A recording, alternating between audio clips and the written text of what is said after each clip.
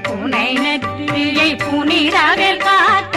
கதிர்வேல் இரண்டும் கண்ணினை காக்க விதி செவி இரண்டும் வேலவர் காக்க நாசிகள் இரண்டும் நல்வேல் காக்க பேசிய வாய் தன்னை பெருவேல் காக்க முப்பத்திருபல் முனைவேல் காக்க செப்பிய நாவை செல்வேல் காக்க